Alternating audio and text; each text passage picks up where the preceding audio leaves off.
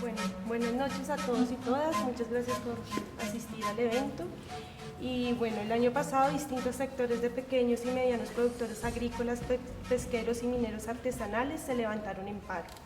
No es la primera vez que esto sucede, dada la centralidad del agro en la sociedad colombiana, pero no se había visto una movilización de estas magnitudes en mucho tiempo. No solo se movilizó el campesinado y diversos sectores productores, sino que hubo una gran solidaridad ciudadana. Como es bien sabido, la cuestión agraria es uno de los puntos que se están negociando en La Habana. Estos dos antecedentes bastan para señalar que la cuestión agraria es una preocupación de primer orden. Por eso hemos convocado este debate. Tengo el gusto de presentarles a Juan Patricio Molina, a Yesid Aranda, a César Pachón y a Yendi Méndez. Ahora, para comenzar, quiero proponerles que discutamos ciertos términos como agricultura campesina, agricultura familiar, agroindustria, campesino, agricultor y productor. ¿Qué entendemos por esto? Cuando uno habla de pequeño productor en Colombia, pues se refiere en general a ese pequeño productor que tiene unos ingresos que se derivan principalmente de la agricultura, es decir, que vive de la agricultura esencialmente.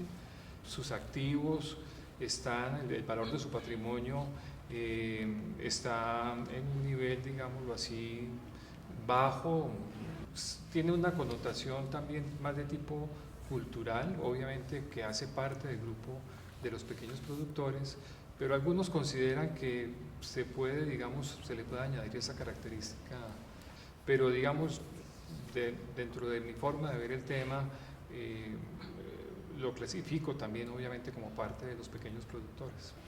Creo que le adicionaría a eso el campesino como toda una identidad. Señalaría que el campesino o el campesinado o el campesino es un sujeto, primordialmente es un sujeto político, un sujeto social, un sujeto económico.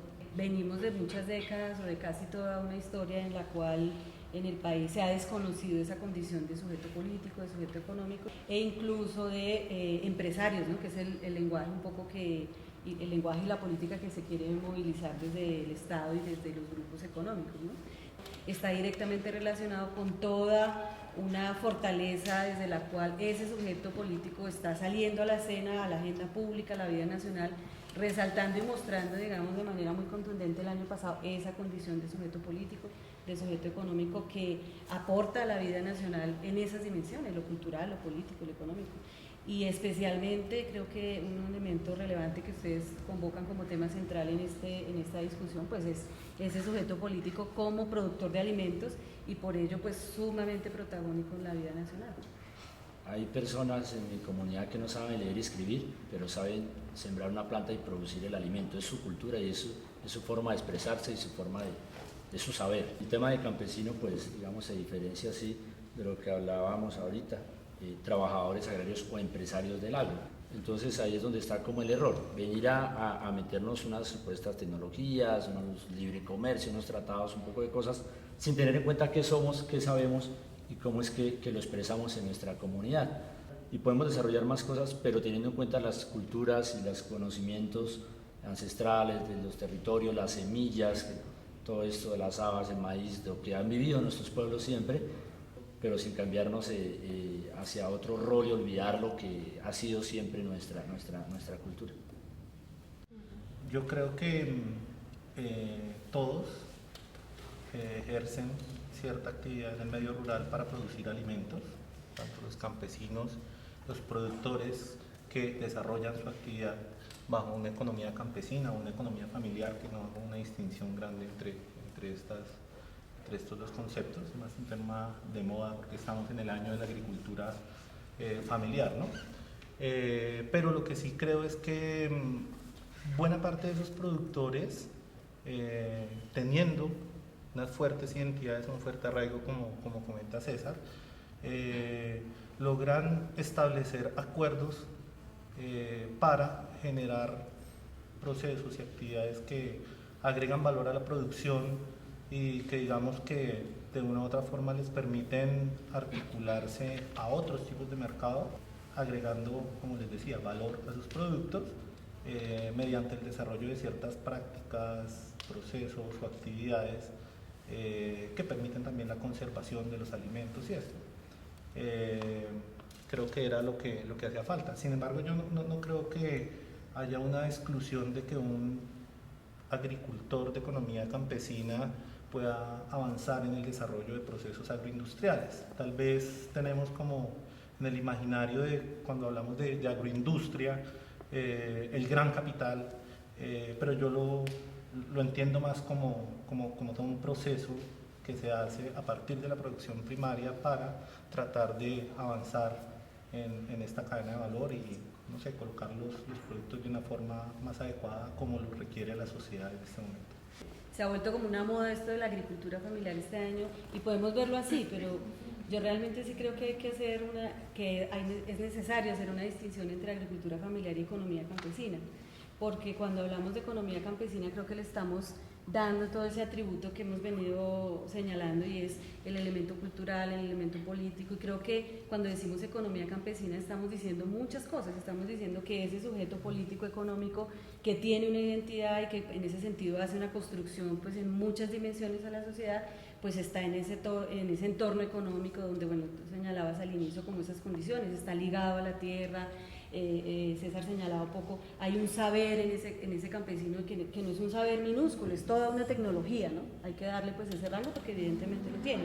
Entonces creo que cuando hablamos de economía campesina estamos dando una connotación política, una connotación más holística, y totalmente de acuerdo en el tema de que en todo caso al campesinado, o sea, hay toda una identidad o unos imaginarios nefastos frente al campesinado, y uno de esos imaginarios tiene que ver con que el campesino es atrasado, con que el conocimiento del campesino no vale, no se tecnologiza, está ya oculto, ¿no? Digamos, quiero decir es que culturalmente se ha posicionado ese imaginario, que afortunadamente el mismo campesinado con la fuerza de la movilización ha venido deconstruyendo y transformando, pero todavía existe, y en ese sentido me parece importante afirmar, y creo que todos los pliegos y todos los pronunciamientos del movimiento campesino en el país han sido contundentes en decir, estamos dispuestos a participar de la agroindustria, porque es que se ha querido decir, la agroindustria es solo de los ricos, hay una política que quiere reafirmarlos y que quiere señalar ese imaginario de que es la agroindustria, que la agroindustria está en el gran capital, y yo pienso, y hace parte de esas demandas, que el campesinado y desde la economía campesina también se hace agroindustria. Lo que pasa es que el modelo desde el cual, desde el campesinado, proponemos la agroindustria es un modelo que sea más equitativo, que sea más justo, que sea sostenible social, económica, cultural, ambientalmente, ¿no? Pero me parece es importante reafirmar, digamos, romper con esos imaginarios nefastos de atraso y decir, no, aquí estamos, producimos tecnología nuestra propia, saber tradicional, y estamos abiertos a conocer, a aprender otras tecnologías y a combinar eso pues en clave de sostenibilidad, básicamente. Yo creo que hay un término que no preguntas, pero que de una u otra forma en el cual participan todos los actores de los cuales nos estás preguntando, y esto es el tema del sistema agroalimentario. Y creo que el sistema agroalimentario básicamente es el encargado de llevar los alimentos y colocarnos todos los días en nuestros platos lo que consumimos, y participan todos los actores que acabas de mencionar, ¿no? En Colombia nos alimentan los campesinos, cerca del 60 al 70% de los alimentos que consumimos vienen de sistemas de producción bajo economía campesina, ¿no? Entonces es bien importante anotar esto y no hacer ver que los campesinos están apartados, sino siempre han sido unos actores fundamentales, yo diría que la piedra angular sobre la base de la cual se desarrolla ese sistema agroalimentario en nuestra sociedad. Pero a la vez apoyar a un ser tan importante en la economía familiar como la mujer. Entonces, como nosotros no estamos haciendo valor agregado, no le estamos cambiando sus empaques de acuerdo a cómo se va moviendo el mercado, porque nadie nos lo dijo lamentablemente, ¿sí? No hay estudios de mercado, no hay nada. Entonces ahí podemos apoyar a la mujer campesina, porque ella sí, digamos, tiene su don para tratar los alimentos, para poderla hacer, manipular, empacar. Ella sí tiene un don. Uno de hombre no es lo mismo, no trata los alimentos lo mismo. Simplemente el hecho de empacar los cajones, en un cajón unas camisas, lo hace uno de hombre y no le quedan bien empacados, no le caben. En cambio la mujer sí los empaca y de una forma muy bien, tratar los alimentos. Por ejemplo, nosotros que trabajamos la cebolla cabezona, cariar un bulto de cebolla, es acomodar las cebollas para que sean bien bonitas. Cuando lo hace una mujer, le queda mejor que a uno. Entonces ahí hay un valor importante para darle más oportunidades a la mujer en un trabajo que es muy sencillo, y que ella es la que está más capacitada. Para mí, digamos, es donde digo, el león dormido del campo colombiano es la mujer. Yo creo que el campesino, como ya se ha dicho, pues tiene una importancia enorme en la producción de alimentos para los consumidores del país, en su contribución al desarrollo de los territorios, en su papel social en materia de organización de la economía rural, en fin. Y si no se logra esa incidencia política que debe estar en manos de los propios campesinos, es muy difícil, digamos, seguirle dando la importancia que se merece y que ha tenido desde el punto de vista económico y social el campesinado en el país. Entonces esa proyección política requiere obviamente una gran capacidad de convocatoria, una gran capacidad de organizar sus ideas, de llegar a acuerdos sobre puntos fundamentales de sus reivindicaciones, y ese panorama, digamos, aún requiere mucho trabajo, a mi juicio, en el país, ¿no? Para que haya esa proyección y esa incidencia política, y sobre todo en estos momentos en los que hay factores y elementos, digamos, que son adversos y que son complejos, ¿sí? Pero tienen que tener esa capacidad de desarrollo económico, de modelos económicos, digámoslo así, que equilibren, que sean sustitutos del modelo, digamos, que se impone desde el punto de vista de la consolidación de los mercados internacionales, con sectores urbanos, mercados alternativos, de trabajar con la pequeña y mediana industria, en fin, de salir un poco de esa trayectoria de caer solamente en los mercados tradicionales que no se expanden y que impiden, por lo tanto, la ampliación de las posibilidades económicas de los campesinos. Yo creo que en últimas el asunto y lo que se está discutiendo no es solo el tema del desarrollo agrícola, sino es un desarrollo del medio rural, de ese espacio que es contenedor de recursos, de personas, en el cual se construyen identidades y que soporta el desarrollo de esas actividades agrícolas. Pero también, además de lo agrícola, existen en 1000 actividades que se desarrollan en ese medio rural. Hay que reconocer que el debate es más allá de lo agrario, porque tradicionalmente, como tú mencionabas al principio, el tema es que pensamos en agricultura campesina, vemos medio atrasado, lo relacionamos a eso por parte de algunos actores. Eso lo se está redefiniendo en este momento, y buena parte de eso se debe pues precisamente a esa movilización campesina, a esa movilización de actores, fruto pues de algunas políticas que se han venido a plantear en los últimos tiempos, ¿no?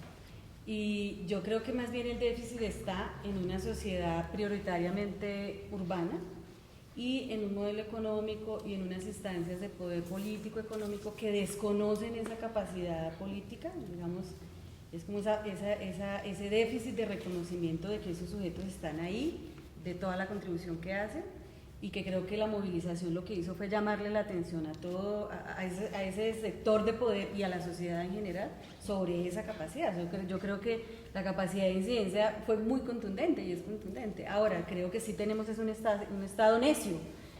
Yo digo, es que es imposible o no se puede ver a un campesino sin esa dimensión organizativa. El campesino siempre está, incluso para la propia siembra de su parcela, siempre acude al vecino. O sea, no puede entenderse la vida campesina sin solidaridad, sin cooperación, sin organización. No puede entenderse. Yo creo que la vida de la ciudad más o menos puede vivirse y puede entenderse sin esos nexos. En cambio, la vida campesina no creo yo que se pueda entender sin la cooperación, sin la organización a todos esos niveles. Pero diría que reconociendo nuestros déficits, el déficit mayoritario y la responsabilidad mayoritaria está en el Estado prioritariamente. Y eso lo relaciono con el otro elemento central del debate que tú planteas, que comparto totalmente, y es, tenemos no solo que aspirar a los mercados clásicos y a ese mercado como se ha venido, como se viene posicionando, sino a las formas alternativas que evidentemente también desarrollamos. El vereda, el nivel predial, ya existen esas otras formas económicas basadas principalmente en la solidaridad y donde la moneda o no están necesariamente ligadas al intercambio monetario, sino es más esos intercambios de uso, de intercambio no monetario. Creo que ahí ya hay unos modelos que merecen totalmente ser reconocidos por el Estado y ser apoyados, fortalecidos, incentivados para apuntar a eso que tú señalas, ¿no? O sea, el modelo hay que irlo transformando. Yo creo que evidentemente el capitalismo está en crisis necesariamente y creo que desde estas otras formas alternativas, no solo en el mundo campesino, también en el mundo urbano hay otras formas y creo que es hora de que esas formas se reconozcan y se fortalezcan para ir transformando pues el modelo de vida en general, no solo el modelo económico. Bueno, cerrando un poco esta pregunta y pasando a la siguiente, los TLCs han tenido efectos en las políticas agrarias. ¿Cuáles han sido esos efectos y en qué han beneficiado o perjudicado la producción agrícola en el país? Los mercados, por ejemplo, en Colombia cambiaron y nadie nos lo dijo. ¿Por qué? Porque, hablemos por ejemplo de la papa, lo que más me gusta a mí. Vea, la papa siempre ha sido el bulto, antes era de 5 arrobas, ahorita es de 4, pero es un bulto grande y iba asignado a familias que antes eran numerosas, 10, 12 hijos, y ellos se comían su bultico de papa. Hoy en día, ¿cómo son las familias? Las familias es una mamá y un niño o una persona soltera en un apartamento. Ya las familias no son tan numerosas, ellos ya no se van a comer ese bulto de papa. Nosotros seguimos vendiendo el bulto de papa de 50 kilos sin lavar, sin hacerle ningún proceso, y llega al mercado, y hay otros que sí la cogen, la lavan, la empacan en 1 librita, 2 libritas, 5 libritas, y ellos sí le ganan. Nosotros hemos hecho el seguimiento interno acá, vendiendo papa a 30.000 pesos, cuando el costo de producción es alrededor de 60.000 pesos los 100 kilos, digamos a 600 pesos kilo, hemos vendido a 300, 350, 250 kilos, siempre digamos perdiendo. Y esa papa que nosotros vendimos a 30.000, vamos a los mercados, vamos a mirar en los Fruver, vamos a mirar en los almacenes de cadena, a cómo la están vendiendo. Antes aquí había un instituto que era el IDEMA, Instituto de Mercadeo Agropecuario. Cuando nosotros teníamos los cereales, que también nos los quitaron, y granos, entonces ellos nos compraban la cosecha y nos la pagaban a un precio de sustentación. Yo nunca perdía porque sabía cuánto invertía, cuánto me valía producir el kilo y a cómo me pagaban allá el kilo. Entonces me pagaban sobre precios de sustentación y me compraban toda mi cosecha. Eso era un sistema pues bueno, ¿sí? Lo quitaron por la apertura económica, por sus políticas. Digamos, el primer TLC para mí fue la apertura económica, si ellos lo nieguen. Para mí fue el primero que hubo. Nos quitaron un renglón de la economía nuestra, que fueron los cereales, que era una alternativa para rotar cultivos, no afectar nuestros suelos, no seguir con el monocultivo. Además adicionaba todo el tamo y mejoraba los suelos y se repartían, digamos, las áreas de siembra y entonces el mercado no había sobreproducción de ciertos productos. Y ahorita, ¿cómo les vamos a competir en esos tratados de libre comercio? No tenemos mercados internos, no tenemos la tecnología, todo lo hacemos prácticamente a mano, sin máquinas, no hacemos procesos de agroindustria, de post cosecha, nos quitaron lo poco que había. El Banco Agrario, que supuestamente es el banco de los campesinos, es como cualquier otro banco. Hoy en día es más fácil ir a sacar un crédito a un banco privado, a un Banco Colombia, a un Davivienda, que al mismo Banco Agrario. Por ejemplo, estos días que estamos haciendo las asociaciones campesinas, ni siquiera la cuenta de la asociación pudimos hacerle en Banco Agrario, tocó ir a un banco privado porque nos pedían muchos más requisitos, o sea, ni siquiera eso. No tenemos seguros de cosecha, entonces llega la ola invernal, llega el fenómeno del niño, llega lo que sea, un vendaval y acabó con su cultivo y el que perdió fue usted y usted tiene que darle, al banco le queda todo y su tierra queda ahí hipotecada y le terminan quitando su tierra. Entonces la verdad que no tenemos cómo competir, no podemos competir. En Estados Unidos dan 97.000 millones de dólares al año en subsidios y aquí prácticamente no hay subsidios. Entonces, la verdad que no debieron haberse firmado hasta no decir, bueno, ¿cuál es mi capacidad como productor, como campesino? ¿Hasta dónde puedo competir yo? Aquí en Colombia también hubo un error, o sea, arreglaron las carreteras doble calzadas para entrar del puerto a las ciudades principales donde hay mayores centros de consumo. Pero vayan, miren nuestras carreteras veredales, a ver cómo están esas carreteras. Nosotros todavía sacamos la papa en caballos. Nos aburren de lo que estamos haciendo, o otros a sembrar cultivos ilícitos, u otros a las armas, pero no hay una garantía para nosotros trabajar. Y ese modelo es el que está creando el conflicto en el país. Porque, por ejemplo, ahorita lo que encontramos, los compañeros que producen cacao en el sur de Bolívar, en el occidente de Boyacá, tenían varias hectáreas de coca, aceptaron erradicarlas, sembrar ese cacao, pero resulta que cuando fueron a vender el cacao y lo cosecharon, lo vendían muy por debajo del costo de producción, quedaron endeudados con los créditos asociativos más grandes del país, les van a quitar sus tierras y entonces están pensando en volver a la coca, porque ese no es el cultivo que era el pan de cada día. No debieron haber firmado los tratados de libre comercio hasta que nosotros viéramos si somos competitivos o no somos competitivos.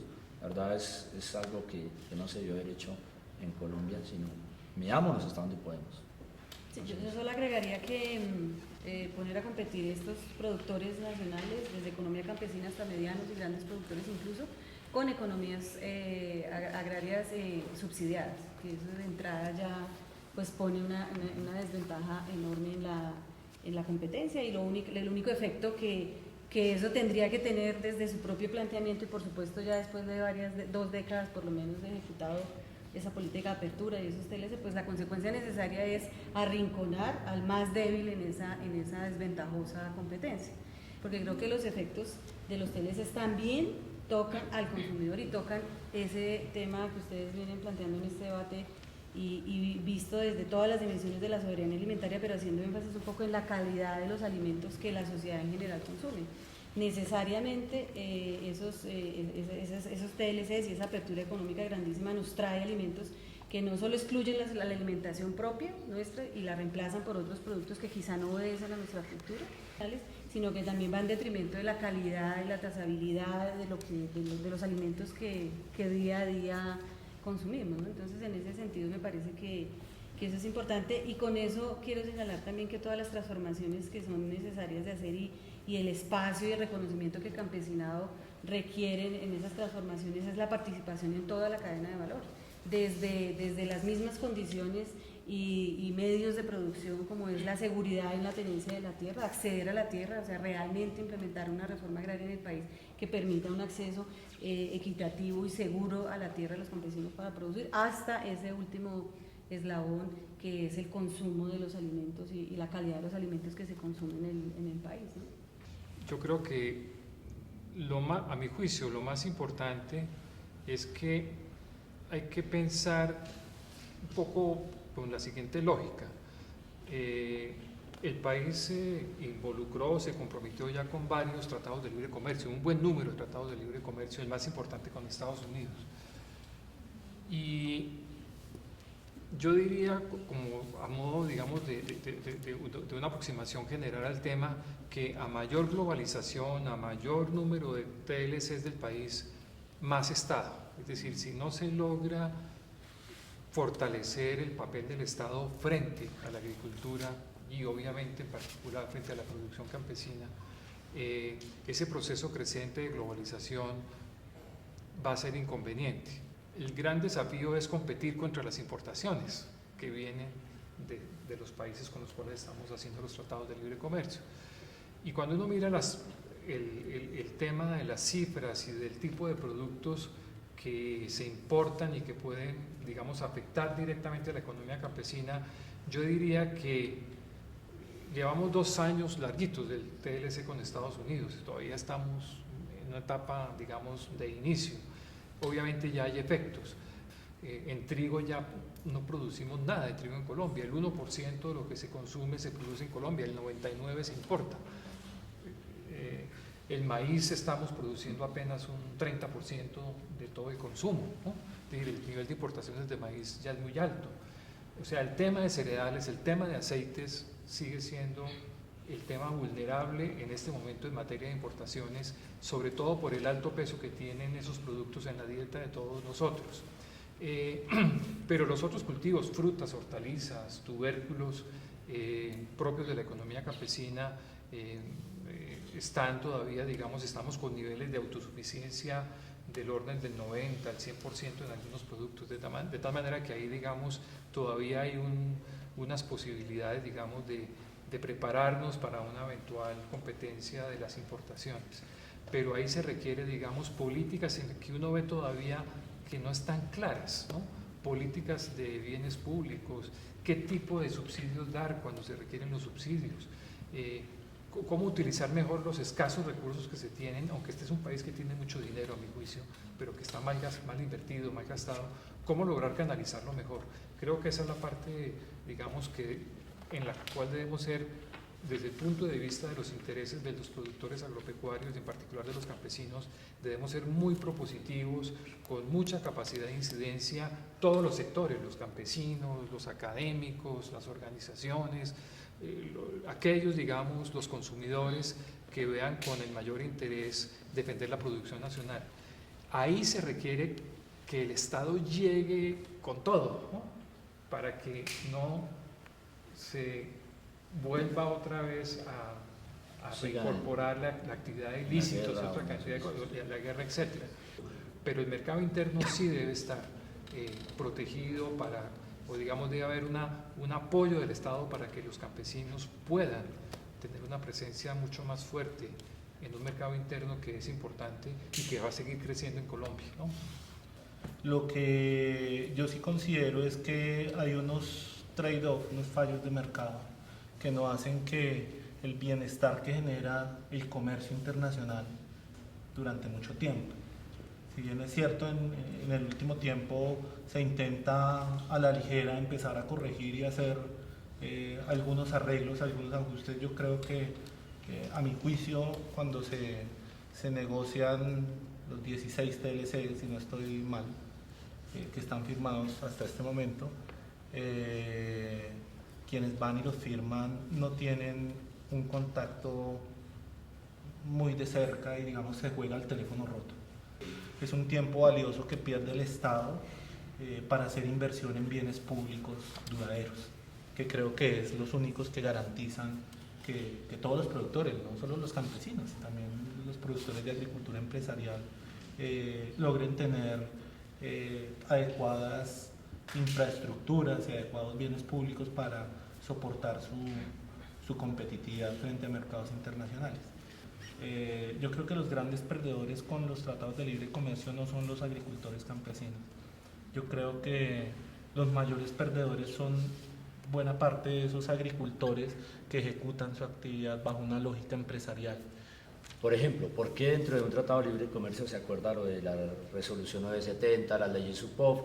Y si usted compara esas leyes, no solo han tratado de implantarlas en Colombia, sino en otros países como Chile, como Argentina, donde se han firmado tratados de libre comercio con Estados Unidos. Son casi similares.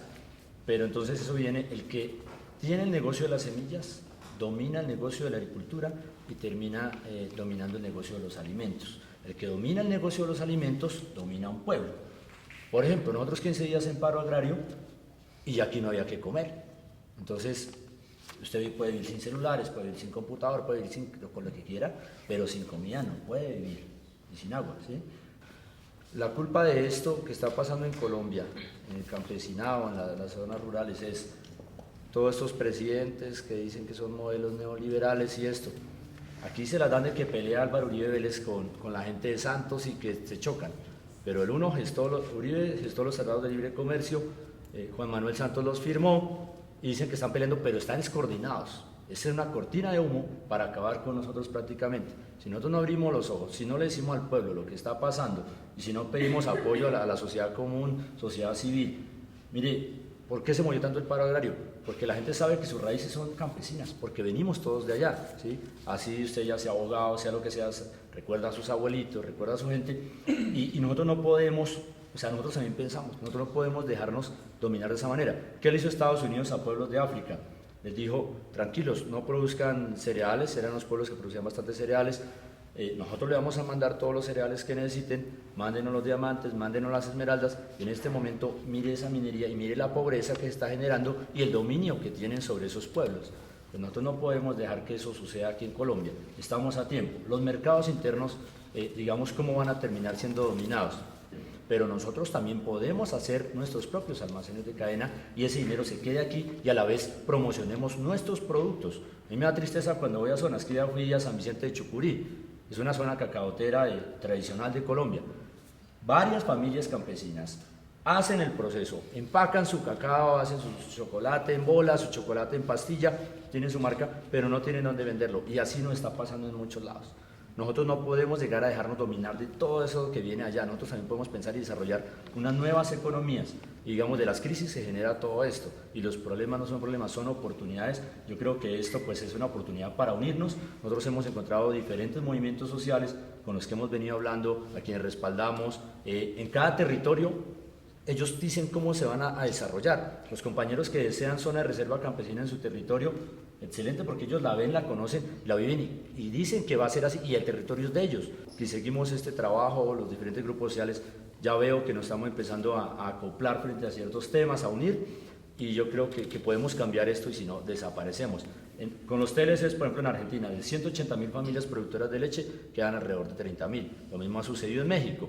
Y no es que no sean competitivas, generalmente desaparecen los pequeños. En Colombia hay un proyecto para llegar a las zonas de Puerto Gaitán, a las zonas de aquí Ubaté y toda esta zona de láctea, una sola empresa a producir el 20% de la leche.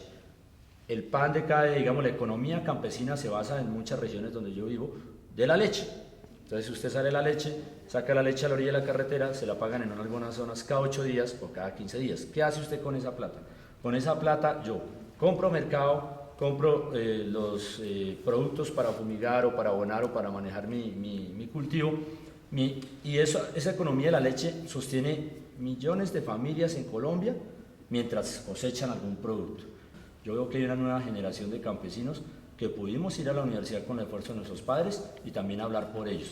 Entonces, aquí hay un cambio que podemos dar todos unidos y proponer cada uno en su territorio cómo lo quiere hacer, qué intenciones tiene, qué proyectos, y todo está en la unidad. Pueblo unido jamás será vencido, es que dicen, y yo veo que así es. ¿Cómo definirían las zonas de reserva campesina y qué papel consideran ustedes que deben desempeñar en el país?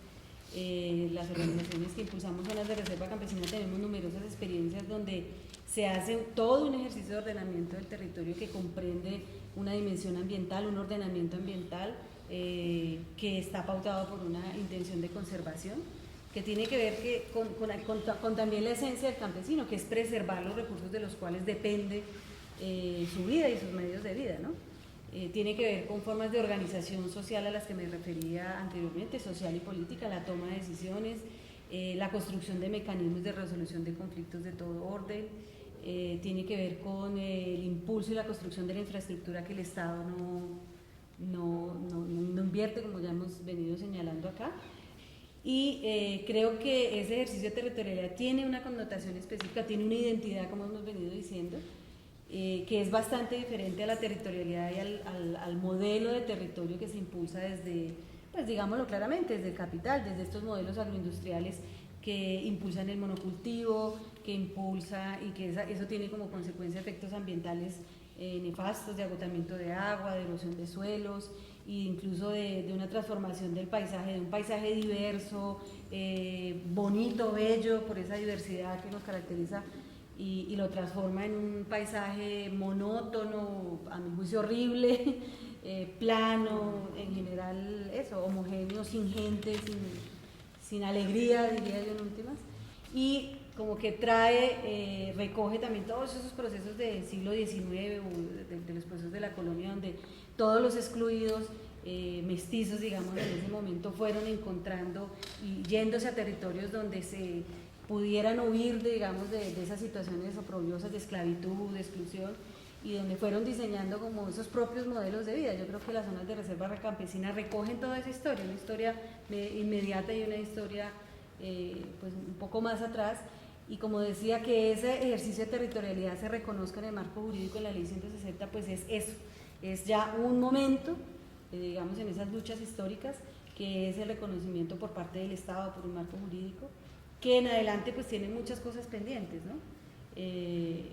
Hay otras implicaciones que tienen las zonas de reserva campesina importantes. Una de ellas es la intención y el objetivo que tiene desde ese marco jurídico de contribuir a la desconcentración de la tierra, un propósito pues mayúsculo en este país que tiene unos niveles de concentración de la tierra pues aberrantes, y bueno, ese es un desafío que tenemos, es una de las propuestas.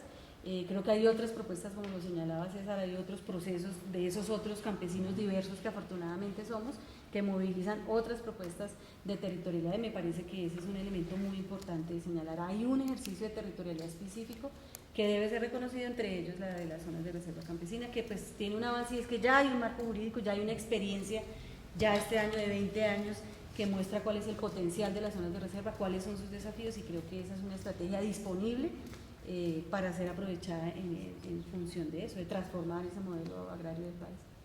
Y para cerrar, quisiéramos escuchar sus opiniones sobre la situación de los colombianos como consumidores de productos agrícolas.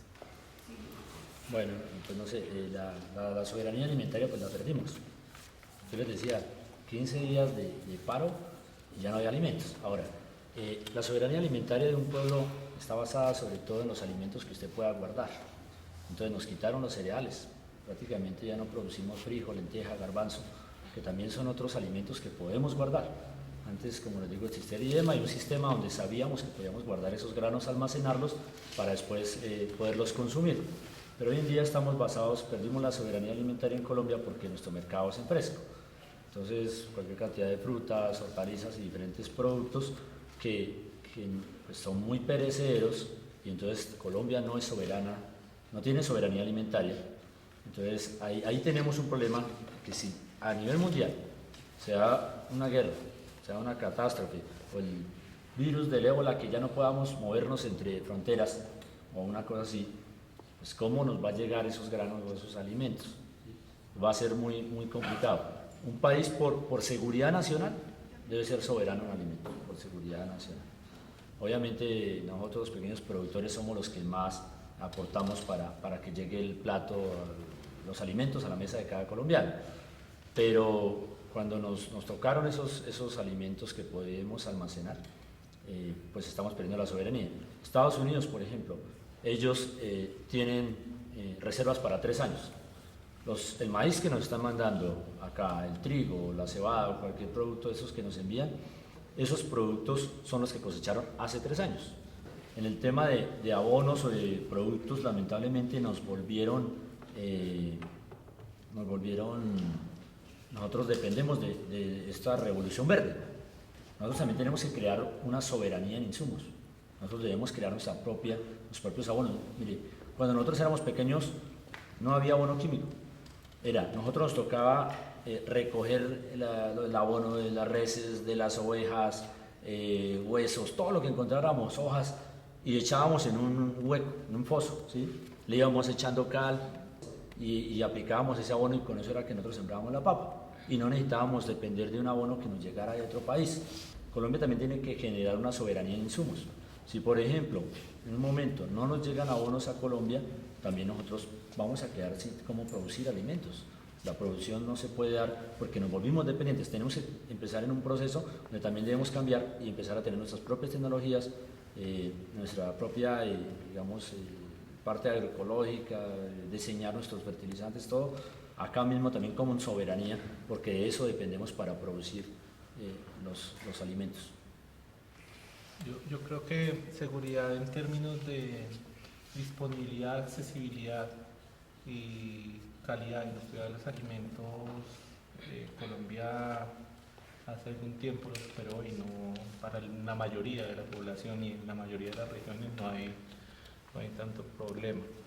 Sí creo que debería haber un esfuerzo mayor por parte no del Estado en proveer o garantizar condiciones solo para que se mantenga la actividad agrícola en el campo, sino es una cuestión que va mucho más allá del mero ejercicio sectorial y el sector agrícola. Es una cuestión cultural, creo.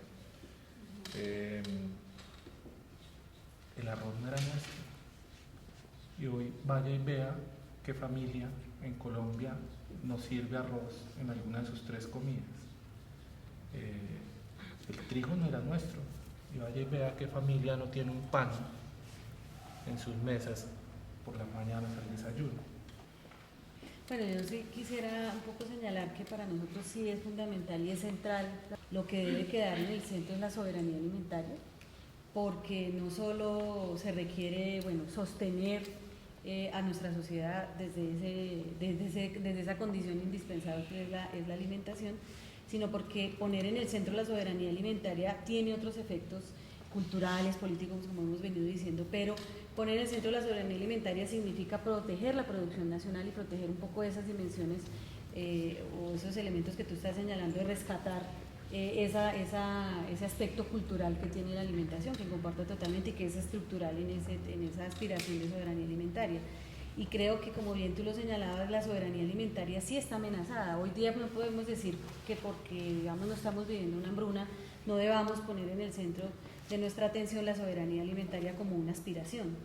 Todavía, y eso es, digamos, un soporte que tenemos, la economía campesina y la producción nacional genera la mayoría de alimentos para el país, pero eso no quiere decir que haya una política que garantice eso. A mí me parece que eso está seriamente amenazado, que favorece la concentración de la tierra orientada justamente a priorizar un modelo predominante de agroindustria orientada no a la producción de alimentos en su mayoría, sino a la generación de agrocombustibles, por ejemplo. Entonces a mí me parece que ahí tenemos una amenaza gravísima. El proyecto de ley que se acaba de presentar básicamente lo que está diciendo es: estas tierras se producen para los grandes empresarios en ese modelo que se han inventado de CIDRES y que no está garantizado.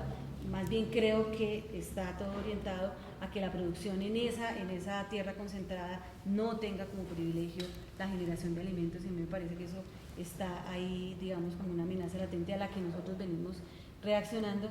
Así que creo que la soberanía alimentaria es una apuesta central e insisto en toda la cadena productiva de los alimentos, y creo que esa dimensión que tú situabas del consumo pues es determinante y ahí hay que atenderlo. Y vuelvo a lo que decía hace un rato, el tema del acceso a la tierra, la desconcentración de la tierra y la seguridad en la propiedad y la tenencia de la tierra para los que producimos los alimentos, pues son condiciones, es una condición indispensable, ¿no? Y en buena medida lo que ha pasado con las zonas de reserva campesina, que muy bien que estén reconocidas jurídicamente, y no de ahora, sino de hace bastante tiempo, es el resultado de los procesos como ha venido creciendo Colombia y cómo se han incorporado los territorios a la Colombia que hoy conocemos. Somos un país inmensamente rico, de los 5 o 6 países que aún tienen tierras agrícolamente aptas y en los cuales todos nos están mirando, que todos quieren invertir en Colombia. Creo que el país, como te decía, las regiones son lo suficientemente grandes como para que coexistan, y el reto es que se coordinen los agentes, los actores, quienes dan vida, sentido y contenido, quienes generan esa territorialidad. ¿Cuál sería el papel de las personas desde las ciudades también? La lógica de todos nosotros como consumidores pasa por el tema de la economía, gústenos o no. Y una cosa es los consumidores dando sus argumentos y los productores dando los suyos. Cada cual tiene sus puntos de vista, sus intereses que defender, digámoslo así.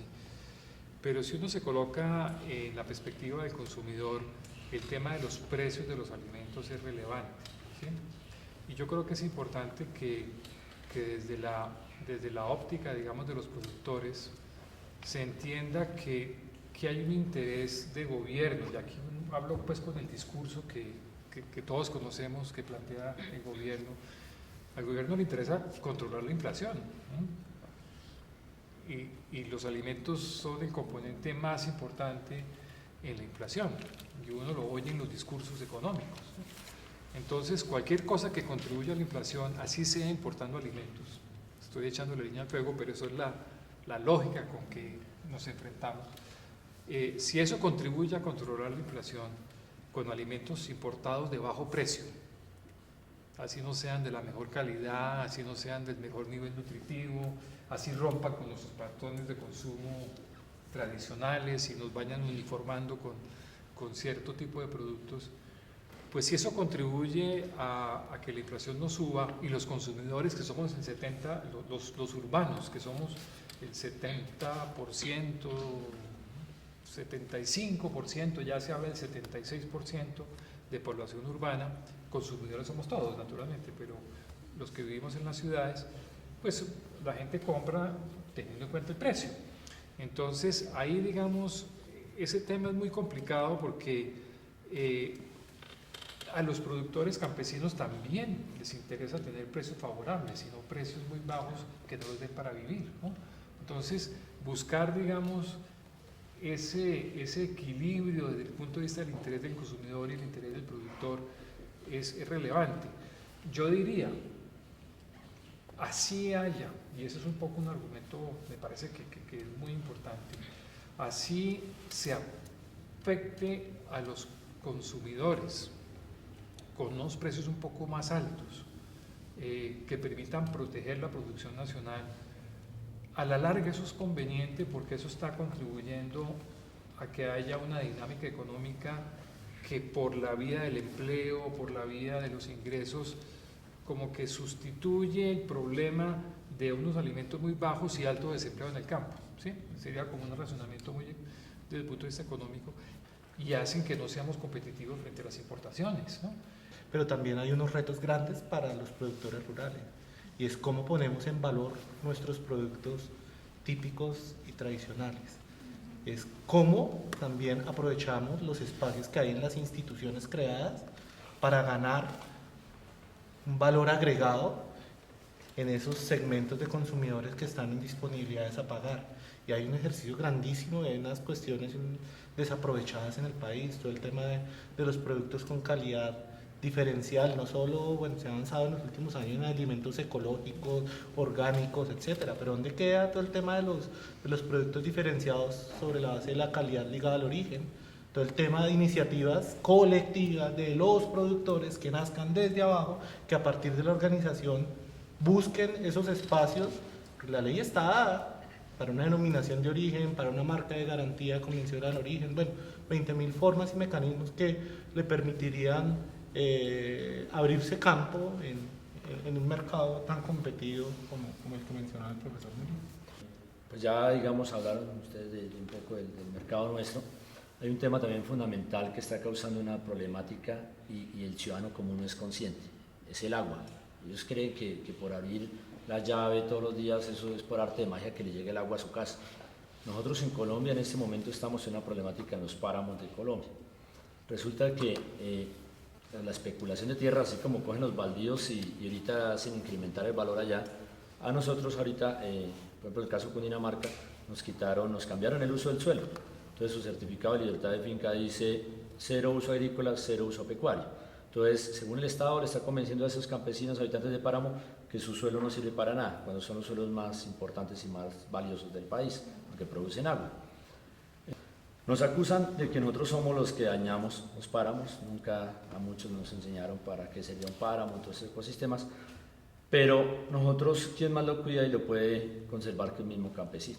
No es como, yo creo que muchos en los páramos de Colombia han visto sembrado pinos, sembraron pinos en una época, o sea, ¿cómo se les ocurre meter una planta que no es de ese ecosistema? Y esos fueron los magos, los científicos, los técnicos de las corporaciones autónomas que no hicieron eso. Es fábrica de agua no hay en ningún lado, solo es ahí. Yo no conozco fábricas de agua, solo los páramos. Entonces resulta que nosotros estamos pidiendo, digamos, el pliego que estamos armando con los campesinos aquí de la región es el tema de pago por servicios ambientales. O sea, yo produzco agua en mi finca y porque en mi finca nace agua, entonces ahora no me van a dejar hacer ninguna actividad. Pero abajo en la ciudad, allá cada uno de ustedes sí le cobran el recibo del agua. ¿Y quién cobra esa agua? Una empresa que era pública, que ahora es privada y que esos dineros se van para el extranjero, pero que en ningún momento me compensan a mí eso de haberles producido agua aquí a la ciudad. Entonces, en esa pelea estamos nosotros, porque no hay una política ambiental, no hay nada definido, y tampoco es que nos quieran sacar del territorio. O sea, nosotros no somos malos. Peor está haciendo el gobierno. Le dice a usted, desocúpeme el páramo, pero por otro lado llegan y a las multinacionales sí les está abriendo las licencias. En el páramo de Pisba en este momento a un Sacoa le concesionó 540 hectáreas, en el páramo de Pisba. Entonces, y a los campesinos sí les trata de aburrir. O sea, ¿en qué está el gobierno? Pues hay muchas cosas que cambiar y necesitamos el apoyo del ciudadano común. Y vamos a proponer también leyes. Vamos a ver si podemos proponer la ley de páramos, la ley de semillas y otras leyes. Y obviamente tenemos que recoger millones de firmas, entonces esperamos que nos acompañen por redes sociales, vamos a promover esas campañas, porque mientras no haya una política agropecuaria, unas leyes que rijan, entonces en 4 años nos cambia el presidente y así vienen un montón de otras cosas. Cambian a un ministro, nos monta otras cosas. Entonces, si está la ley, tiene que respetarla y tiene que ser así. Y si no, de lo contrario, nos tocaría salir cada año a hacer un paro para que den alguna cosita o para que traten de cambiar o parar algunas acciones.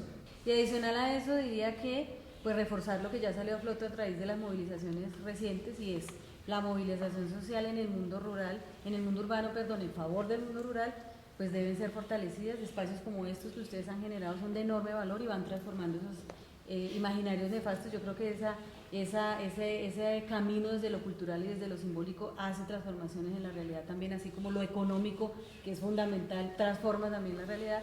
Desde esa dimensión de lo simbólico y lo cultural, pues se puede aportar claramente y se ha aportado Una ley que se está proponiendo, que en estos días fuimos a la audiencia pública, es la consulta popular. O sea, primero consúltele a los habitantes de los territorios donde va a llegar un proyecto minero o energético de algún tipo. Primero consúltele, como cuando van a elegir un alcalde, consúltele qué quiere que sea de su territorio. ¿Quieren que entre empresa? Que no entre esa empresa. Y me parece muy buena. Lo mismo, incluir al campesino y campesina dentro de la Constitución y quitar ese nombre de trabajadores agrarios. Campesino y campesina debe quedar incluido en la Constitución. Incluyeron a los indígenas, incluyeron a los afrocolombianos, pero al campesino no está incluido en la Constitución y por eso el atropello.